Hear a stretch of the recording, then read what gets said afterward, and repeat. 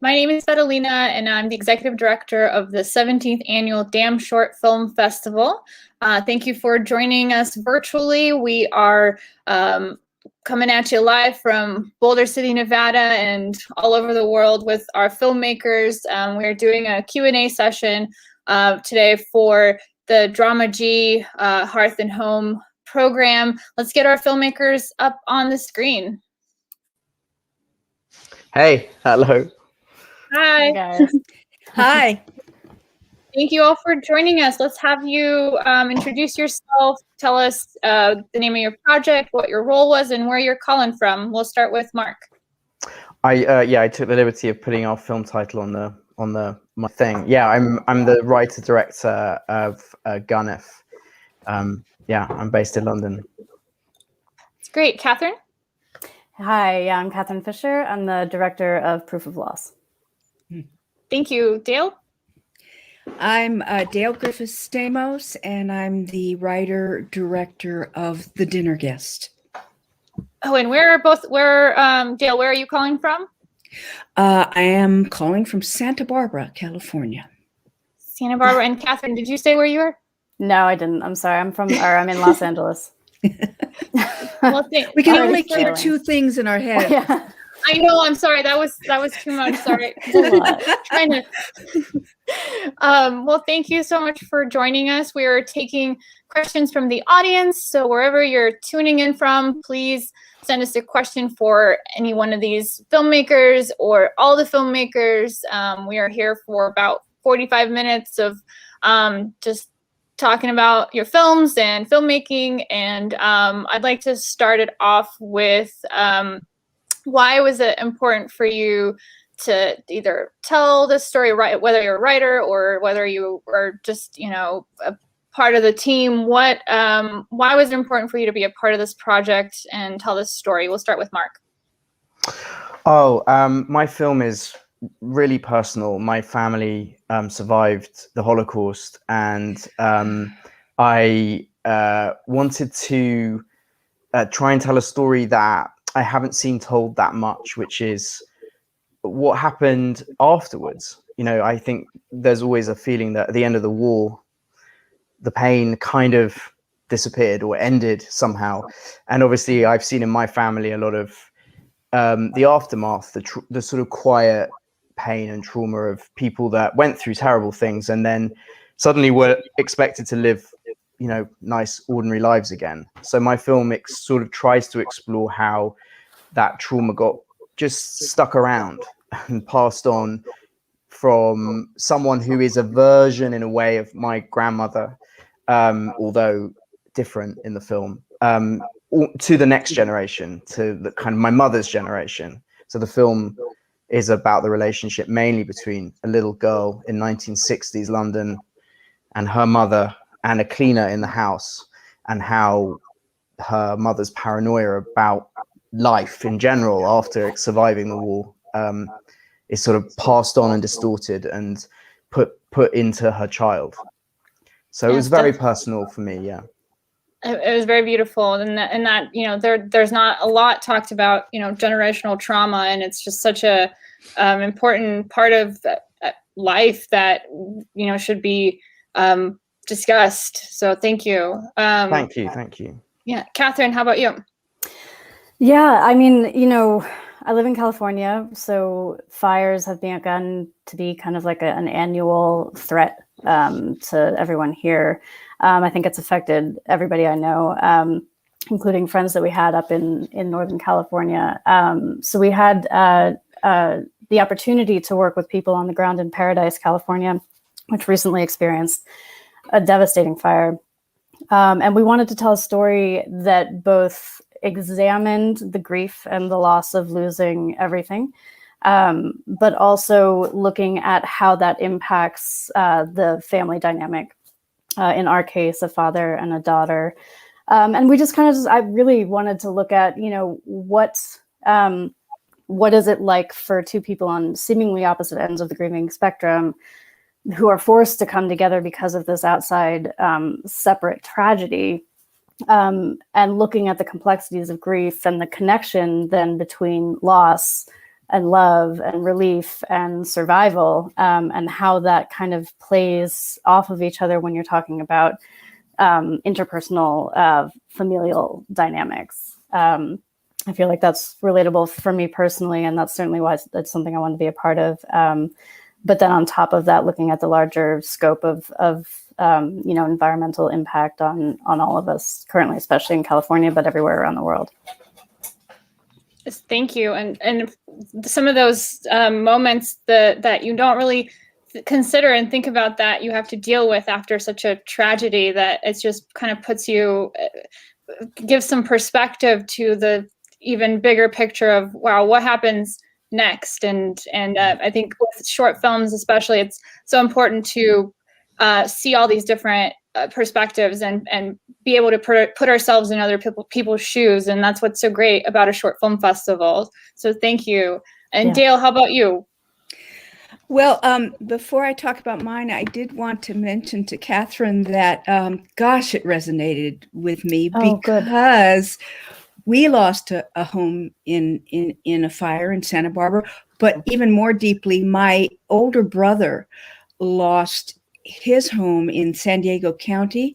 And like your story, his wife who had passed away, all the memories from her. And unlike your story, he had 2 hours to basically, and he chose not to. And so I actually ended up writing a play called Out of the Rubble that dealt with why did he not take those memories. Yeah. So it really did resonate. And Mark also, Ganef, oh gosh. Thanks. So lovely. And the little girl, the way she interprets what her mother's saying and misinterprets, is wonderful. So for my film, it's called The Dinner Guest, as I said, and I've been a playwright for many years, and this was originally a play with the same 2 actresses, by the way. I cast them again in the movie because they were so wonderful in the play, which was done in Los Angeles. But at any rate, where it came from was a story that had circulated in my family, an aunt who had passed away, and I didn't know her all that well. But I heard through that sort of family grapevine that she had invited her husband's mistress to dinner. And I didn't know more than that. So, of course, I think Mark and Catherine, you probably are both writers as well. And when you have a writer's mind, you go, oh, okay, why? Why would she do that? I'd heard something vaguely about the children were there at the dinner table, something like that. And so I concocted the story of she did it to basically find a way to drum the mistress out of her husband's life. And in the play version, which is really interesting, it was a broad comedy. There was something about it being on stage that it just was and all those double entendres I have in the movie. Well, actually, there were many more double entendres in the play, so it made it much funnier. When we came to filming it, and I adapted it to be a screenplay, it got deeper, and it started getting much more about these relationships between the 3 people and the psychological cat and mouse game that the wife was playing with the mistress. And so it was an interesting transition into something that had been a comedy into really something that you might say a dramedy, but probably much more a drama. Thank you, Dale. And definitely that theatrical, I mean, such a what a situation to be in with those 2 actresses. And so thank you so much. And I do want to thank you, Dale, for we've spent some time virtually in some of our mixers and on the virtual lounge. So I just want to thank you so much for always being so great at initiating conversations. And you've been to the in-person festival before. Yeah. So thank you for joining us through the virtual world as well. So I don't think we have any questions yet from the audience, so send those in. But I'd like to ask Mark a question. So big kudos to that actress, the young, I'm sorry, I don't know her name, but the young actress, Oh she yeah, was Isabella. incredible. Yeah. And I was just wondering, do you have any tips for how do you approach working with children, and what was that experience working with her? Well, I mean, it was my first time shooting around she was five when we auditioned her. Wow. And 6, I think, when we shot with her. And she had done some commercials before, but she'd never done a narrative. And I probably might not have taken that risk if I'd been a more experienced filmmaker who'd been through it before. Not because she was problematic, but just because in advance of that, the issues that you've got. You have so much fewer hours on set to film, and you have to take into account chaperones and stuff. So the pressure that I felt I was under to get what I needed out of this performance, but this actress who's really very rarely off screen, and we had 3.5 days to shoot the film, was intense. But as it turned out, I really, really lucked in. I mean, she's an amazing person. Her parents are both, their first language is Polish, and they are immigrants to the UK. And she often although they can speak some English, she interprets for them. And they were her chaperones. So she was kind of interpreting for her chaperones. And it meant that as a small person in the world, she already had quite a lot of agency and confidence in herself, not in a brattish way, but just, she'd taken responsibility for stuff. And she was amazing. I mean, when we auditioned her at the final audition, we did several rounds of auditions. We met with like 15 brilliant little girls. She's kind of like a firework, on some level. But once she got in front of the camera, she was so present and so natural. And also, which was extraordinary, like understood the game of shooting, even though, she understood that there was a frame that she had to arrive in, and it didn't matter really what was happening outside the frame. She knew that she had to create something inside the frame. And she she was completely natural, emotionally accessed, and understood things. And I felt I could talk to her on a level. And even to the point where there were a couple of takes where there are some big moments in the movie where in the film where she has to experience shock and surprise and close up, which can risk looking, not great. But she did it, she delivered it. And then we took some insurance shots where she would say to me, eyes wider. So she just make her eyes bigger eyes. And it sounds stupid, but what she was giving me was, some of that stuff's in the film and it looks real. So I was blessed, and I may not be as blessed the next time, because each child, I think, requires, a lot of playing to their strengths and, working out kind of what they can and can't do, if that answers the question. Yeah, no, it sounds like she just had that intrinsic intuition to probably from her experience, being in some ways, you're not a parent, but like being a parent to your parent, and not in a way, Right. Yeah. Right. But also understanding, I think what she had naturally was she was young enough. I wanted to find a girl who was young enough to make to be plausibly confused by what her mother had told her, but old enough to be trying to process it. And it's a really particular age where, in development of a person, your front lobe processing is kind of like not quite, it's emotion. It can be very flooded by emotion and adult kind of overload, but you're also trying to decode what's happening. And a bit older, and you would maybe not have bought the story, if you see what I mean. The child might have asked the questions you as an adult might have asked of the confusion, if you see what I mean. Yeah. So yeah, anyway. So interesting. Thank you. We have a question from the audience. Yay.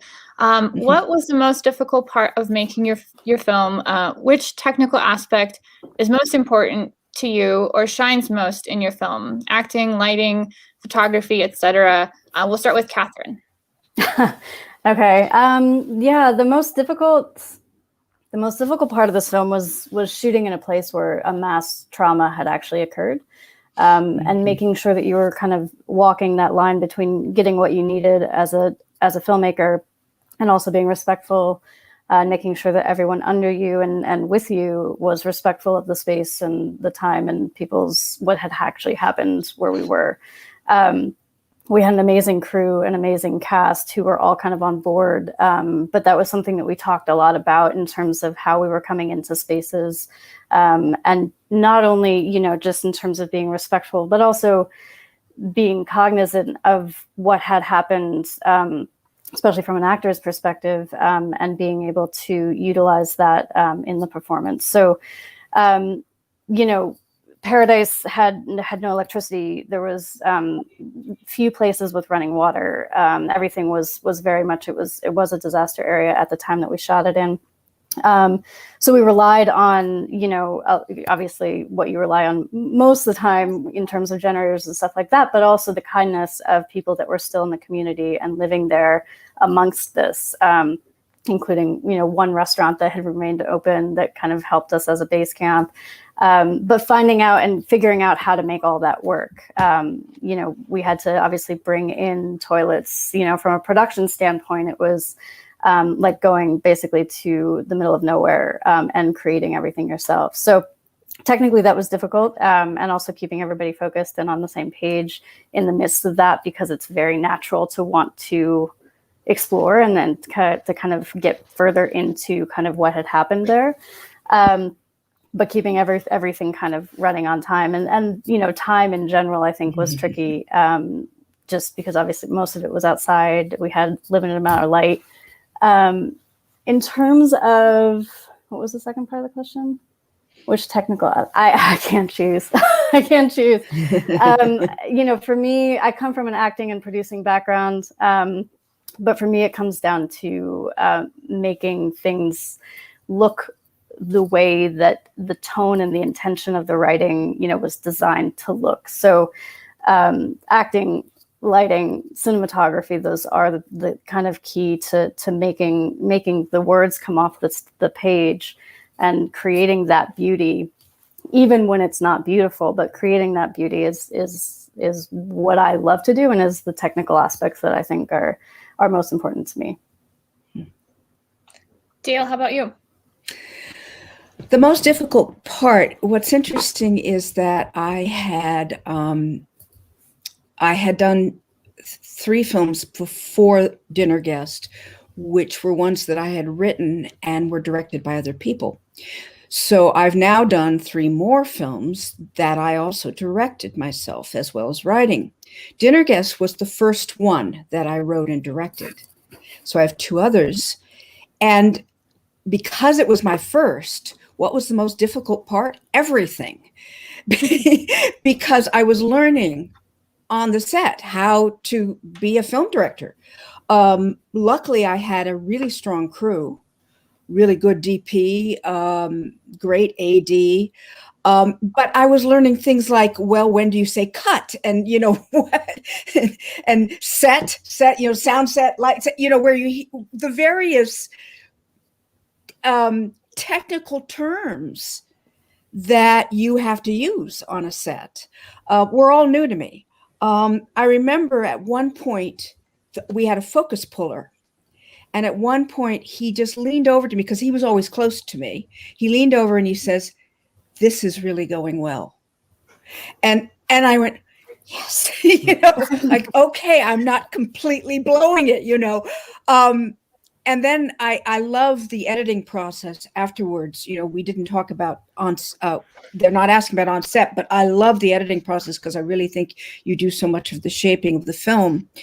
But in terms of the actual day of 2 days, we had 2 days, acting to me is paramount, mostly because writing is so important to me, and therefore the acting and writing are so intimately attached to each other. And this was one reason why I wanted to recast the same actresses who had done the play, because I already knew that they had that incredible dynamic between them. And then I really, that's the part of directing that I took most naturally to, because having had years in the theater, I'm so used to working with actors, not as a director in theater, as a writer, but nonetheless watching other directors worked with actors. So that came really naturally to me, the between takes, talks to the actors where you take them aside. And that was very comfortable for me. The technical stuff I had to learn and did. But the other thing that I find really important is music. I have some music background, and choosing the music that has to go into something to me is really important. And in this case, I knew that a song that a friend of mine had co-written with someone else was going to be the right song. And it opens with the instrumental part of that song, and then it ends with the you can hear the lyrics of the song.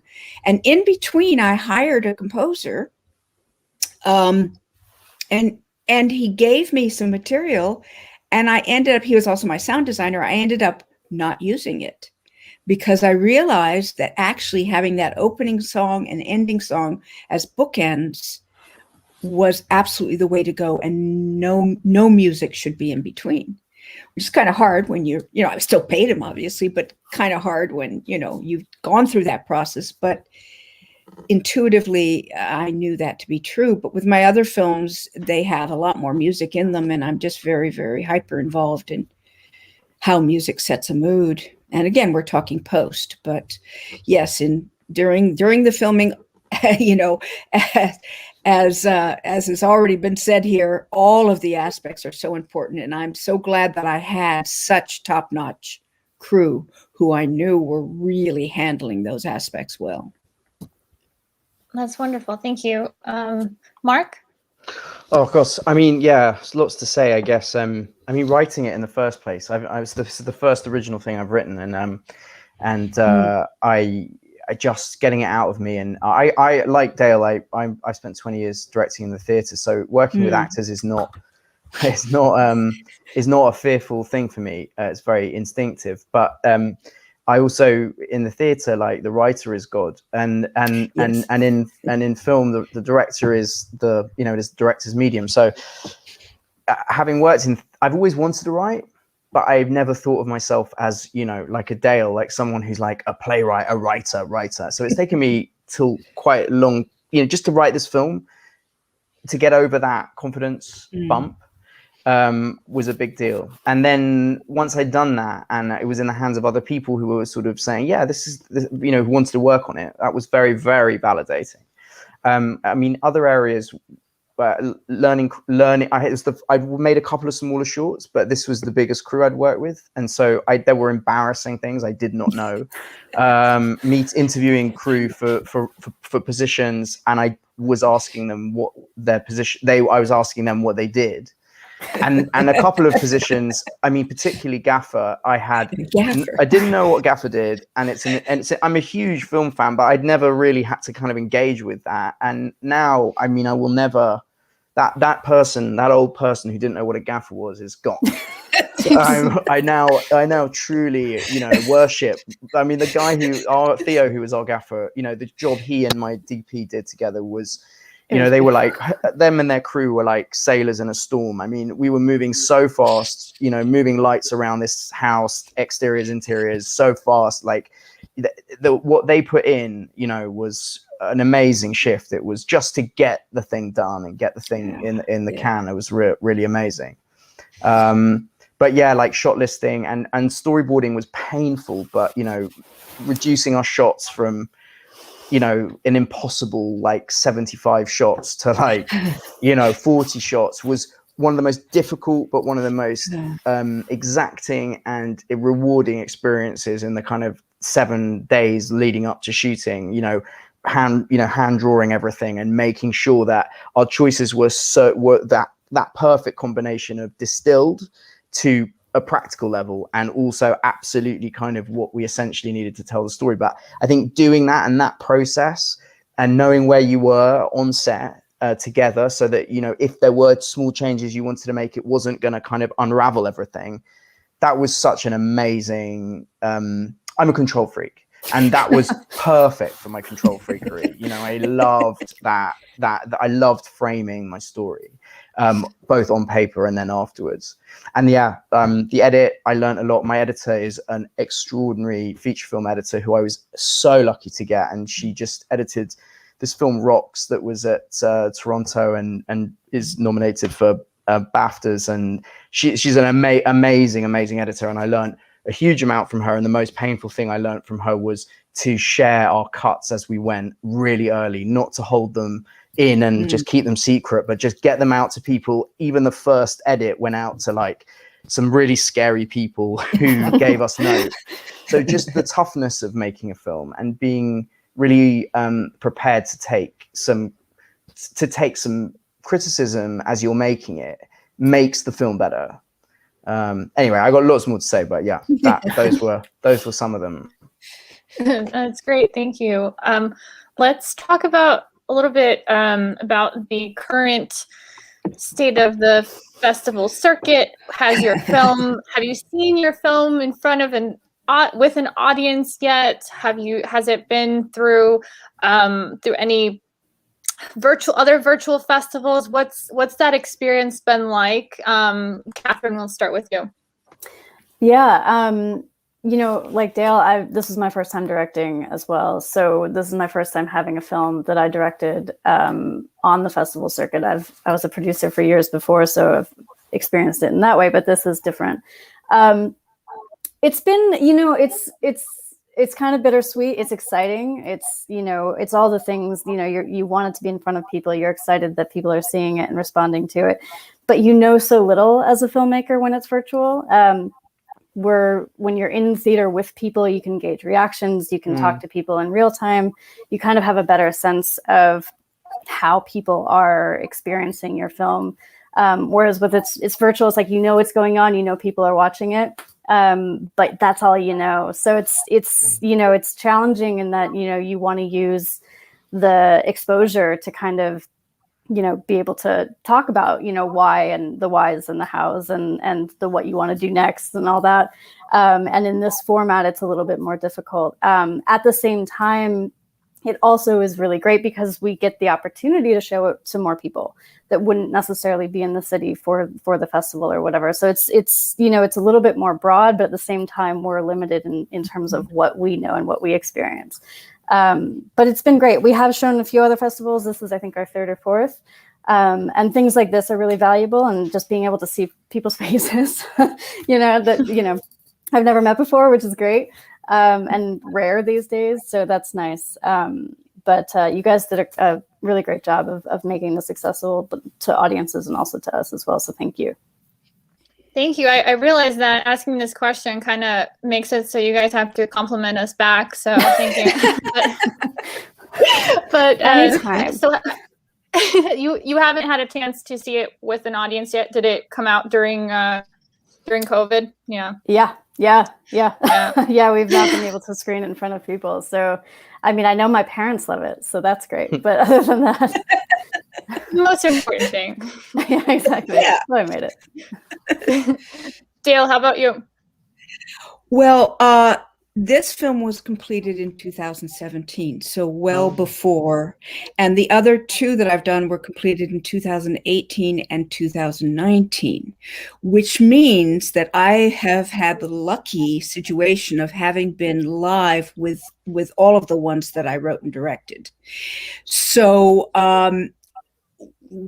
what, interestingly enough, the latest one was done in February, and I think this one played in something in February. These were live, played in something in February, and the other one played in something in February. And then, of course, everything shut down. So then I've been virtual ever since.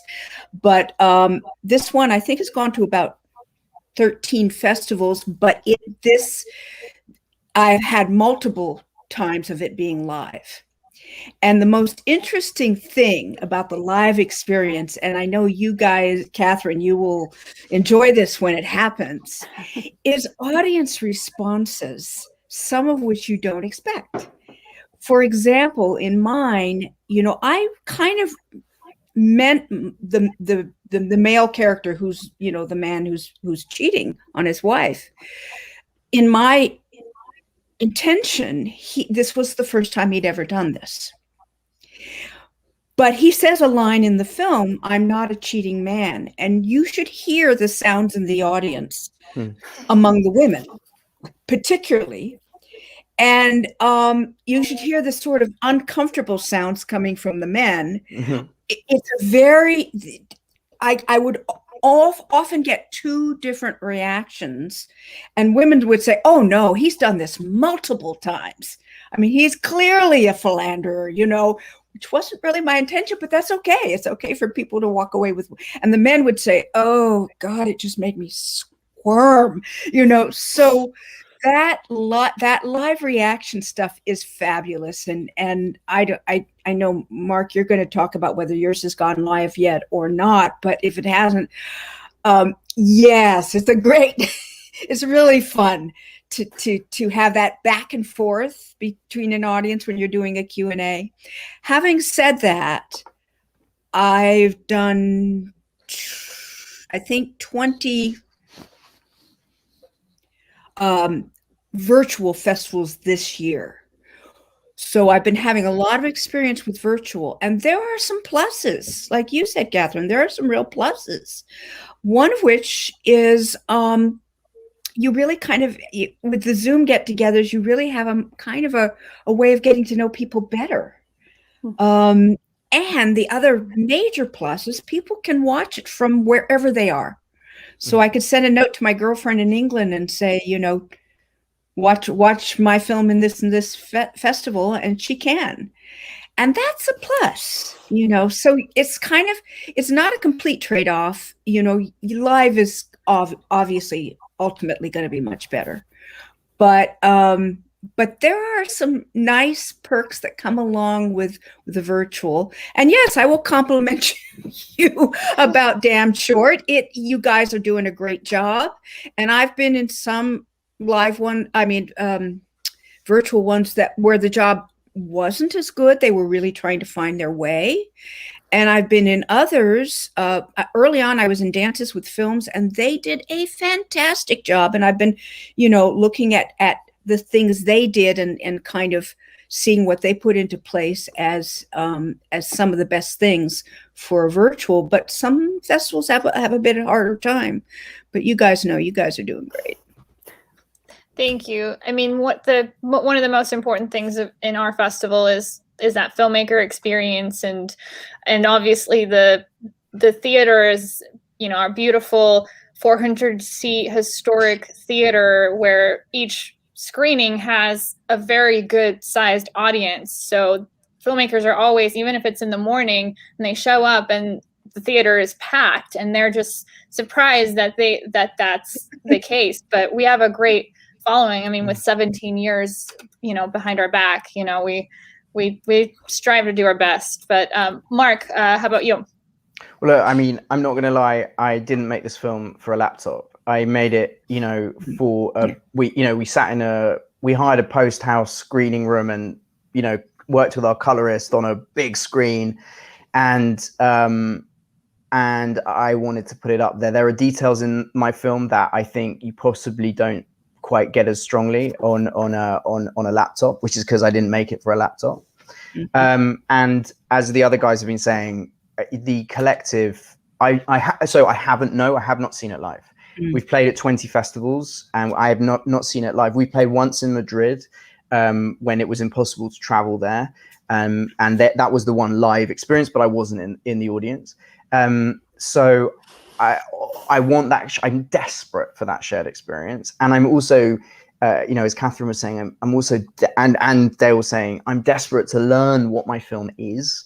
It through another audience. I want to grow as a filmmaker, and I realize that things may not be quite as, hitting certain points storytelling points might not be working as I imagine. So there is a comfortable sort of insulation about these online festivals, a comfortable insulation from audiences. And I really, really can't wait for this all to finish. And but that said, I am so grateful that festivals like yours have invested in and adapted to ensure that we can have some form of festival, because the flip side of it is I'm here, I'm in London, and it is 9:35 in the evening, and I'm talking to you. And the culture of these online conversations probably wasn't present when there were physical festivals. So we're having a conversation about it. I don't know how many people are listening to this, but that is amazing. And I've been able to access programs of films that I would never have been able to travel to. So I've seen more films than I probably would have otherwise seen.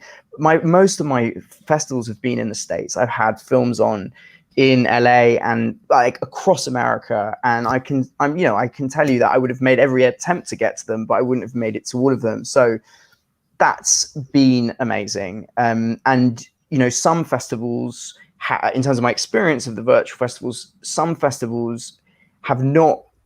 Everyone deserves a huge pat on the back for just adapting and creating it online. Some festivals have been less interested in cultivating conversation spaces, mixers.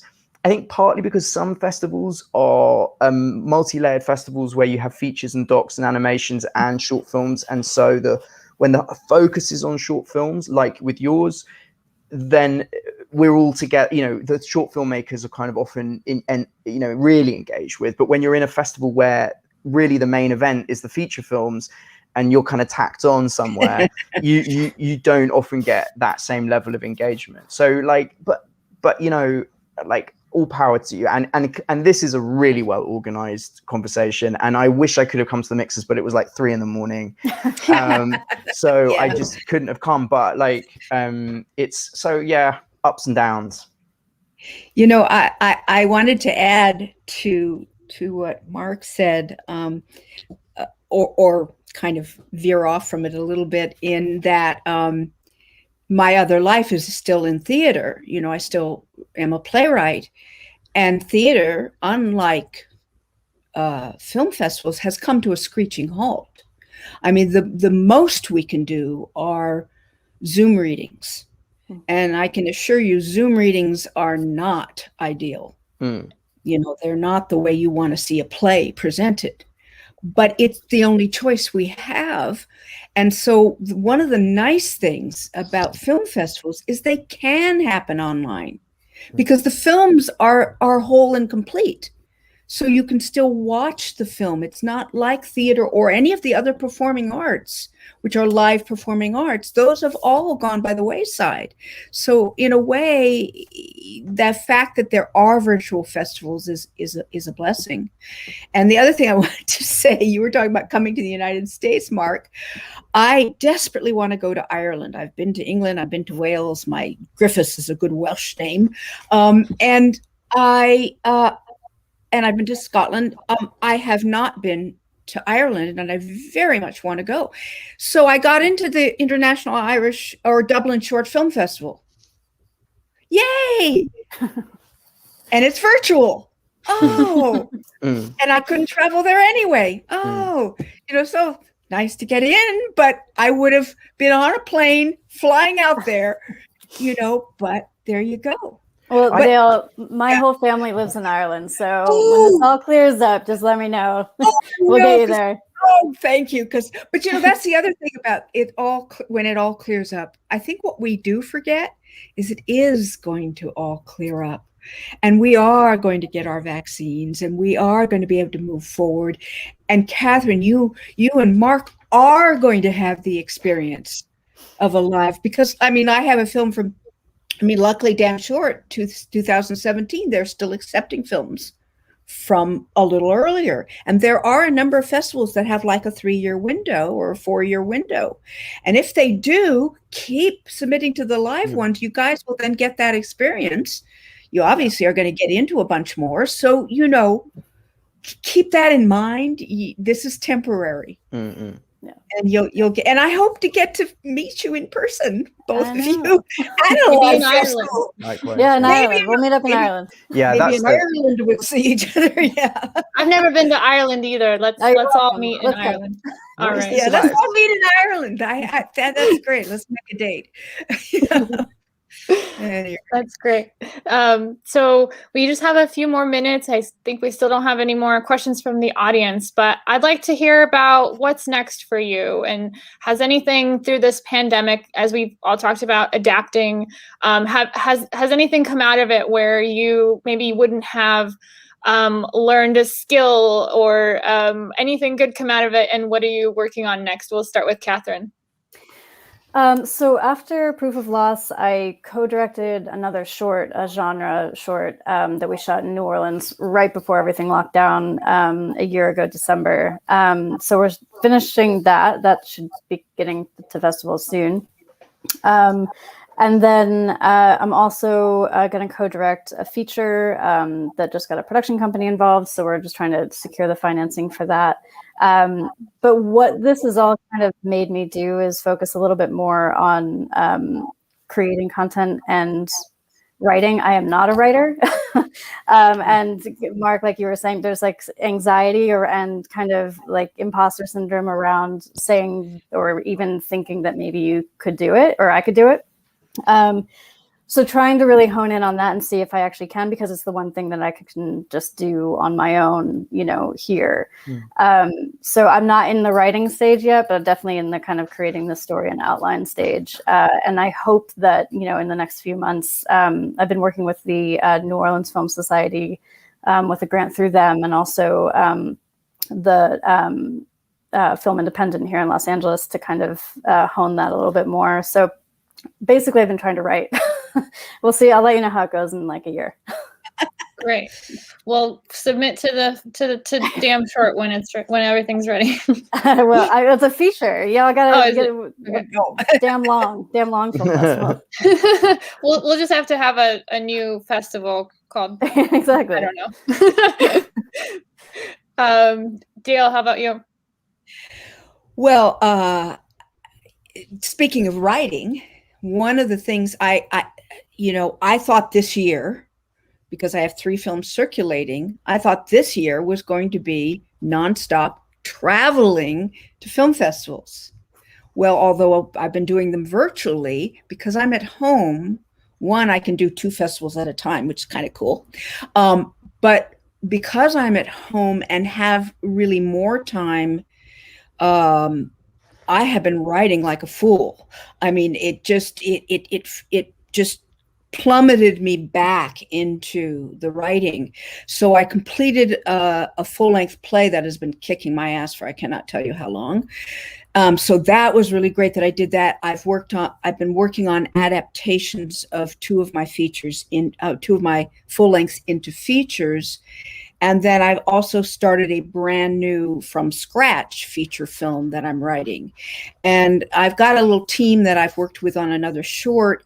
And so we're starting to look at the moving forward with one of those feature scripts into production. But we're just at the beginning of that phase. But because of the pandemic, I have material now that I wouldn't have had. So that's a good thing. That part was a good thing. And I have another film I will send to you guys next year. That's that 3rd one I talked about, my latest short, and I'll definitely send it your way. And my director and I have been working on another one that we're in post with it. A director I worked on with another film. So yeah, so it's been pretty productive, actually. That's great. Mark, how about you? Yeah, writing as well. I'm writing. I've never done this before, and I had no intention of doing it. But I'm writing a play for a theatre in London, and that is, to borrow your phrase, kicking my ass, my ass, my ass, kicking my ass. I like ass. Yeah. No, I'm working my ass off at it on it Yeah. at the moment, and it's a real challenge. And I'm writing a spec feature which I've been working on for a while, and I'm developing a TV show with 2 other writers. And I'm trying to, honestly, what I really also want to do is like get some projects started with other writers where I'm not necessarily attached. So I'm trying to get some money together to do some sort of seed, because I love creative producing as well, and I think it gives me energy to get things started with other people and not to be totally kind of boxed into my own head and reliant only on my own things. So I have a production company, and we're gonna get some material optioned and get some other writers involved too in the next few months. That's great. And I did want to mention that I also have been working kind of like Mark with 2 other collaborators on a television pilot, and so we're just about to start the pitching process of that, which is its own uphill climb. Well, yeah, good luck with that. Can I have each of you just go around and tell people how to find you, social media or website? We'll start with Mark. Yeah, you can. I'm sorry, I'm just looking up my Insta handle. You can find me on my website is markrosenblatt.com. And my short film is on Gunef, GANEF _short film, and I am on just mark.rosenblatt on Insta. So some way or another you can get me. That's great. Catherine, how about you? Yeah, my website for my production company is called Speed of Joy. So it's speedofjoy.com. My Instagram is k.r.fisher. And also for the film, my amazing producers and the production company behind Proof of Loss is Drinkwater. So I think at Drinkwater, let me double check that. It's at Drinkwater or at Drinkwater Productions. Come back to me. Let me double check. Sure. Could I just add one thing? Sorry. No. Add, Mark. Go ahead. I completely forgot to say that if anyone is interested in buying our film, our sales company is premiumfilms.com, premium-films.com in Paris. So if anyone out there is wanting it, they're the people to go to. Please support everybody. Thanks. And my production company, or the production company for Proof of Loss, which is Laura Zach and Graham Walrazak, is at Drinkwater Studios on Instagram. I was gonna say that because I'm the one that does social media and stuff, and I've seen you guys post stuff, but I wasn't 100% sure, so I'm glad I knew it. Yes. Dale, how about you? So it's pretty easy to find me. I have a general website which actually has all of my various forms of writing on it, including songwriting, which I have done also. It's Dale Griffiths Stamos, my full name.com. Make sure to put an S on the end of Griffiths. And then my production company is Venice Sky Productions. So that's also easy. It's Venice Sky Prods.com. And then I'm much more on Facebook than anything else. I have Instagram. I can't even tell you my handle because I don't use it consistently enough. So the best way to contact me is via Facebook. And so you just look for my name. I think it's just under Dale Stamos on Facebook. And I would love if you guys would friend me. If you do Facebook at all, if you'd friend me, all of you, I just love to keep in contact. So that's it. Great. Thank you. Thank you all for joining us. This is actually our last Q&A of this festival, so it's a great way to end that. We have one more live stream tonight at 7 p.m. It is the award ceremony, which is awesome. We actually have about 10 minutes left at 2 p.m. PST.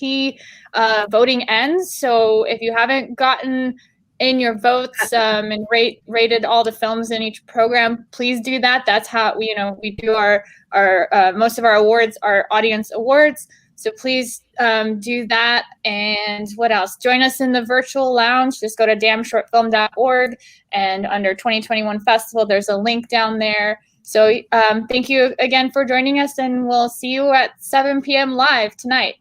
Thank you Bye, very guys. much. Thank you, Bye. guys. Bye. Bye. Thanks for having us. Thank you.